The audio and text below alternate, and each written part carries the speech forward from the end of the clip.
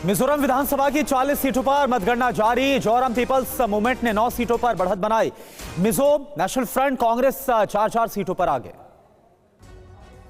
मिजोरम के मुख्यमंत्री जोरामथांगा ने चर्च पहुंचकर प्रार्थना की। जोरामथांगा ने जीत का जताया भरोसा।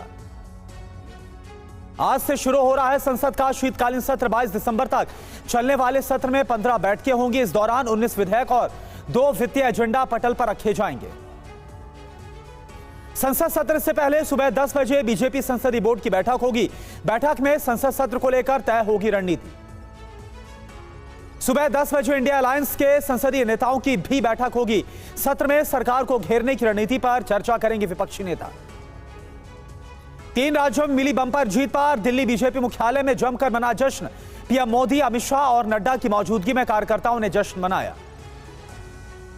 शानदार जीत के बाद बीजेपी मुख्यालय में पीएम मोदी का शानदार स्वागत। अमित शाह और नड्डा ने पीएम को भेंट किया गुलदस्ता। कार्यकर्ताओं ने लगाए मोदी मोदी के नारे। 3 राज्यों में जीत के बाद पीएम मोदी ने देश भर के बीजेपी कार्यकर्ताओं को संबोधित किया। पीएम ने जीत को ऐतिहासिक और अभूतपूर्व बताया। पीएम मोदी ने कहा, यह जीत विकसित भारत, आत्मनिर्भर भारत की जीत है। यह ईमानदारी, पारदर्शिता और सुशासन की जीत है। पीएम मोदी ने जीत का श्रेय महिलाओं, युवा, गरीब और किसानों को दिया। पीएम मोदी ने कहा, चारों का सशक्तिकरण ही जीत का मंत्र है। पीएम मोदी ने जातिगत जनगणना को लेकर विपक्ष पर निशाना साधा।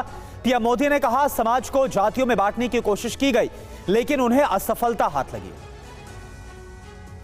आदिवासियों को लेकर भी पीएम मोदी का कांग्रेस पर निशाना। कहा, कांग्रेस ने आदिवासी समाज की अनदेखी की, उनको हमेशा हाशिए पर रखा गया।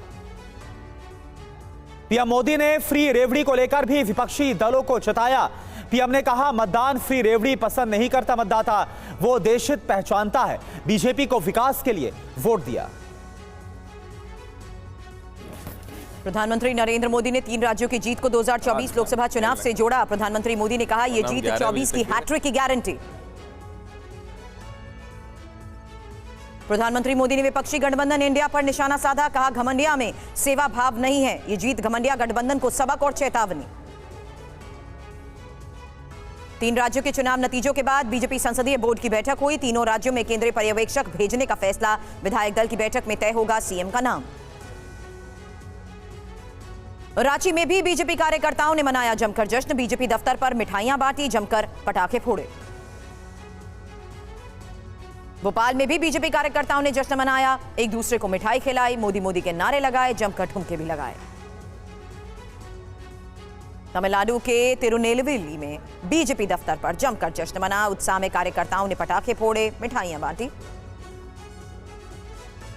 जयपुर में पूरे उत्साह उमंग में बीजेपी कार्यकर्ता नजर आ रहे हैं। ढोल नगाड़ों की धुन पर जमकर थिरके।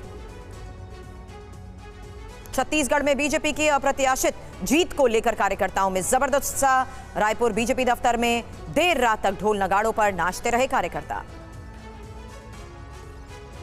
ऐतिहासिक जीत के बाद सीएम शिवराज ने कहा, इस बार की जीत बहुत बड़ी। कुछ ने कहा सत्ता विरोधी लहर, लेकिन इस बार ना कांटा मिला ना टक्कर।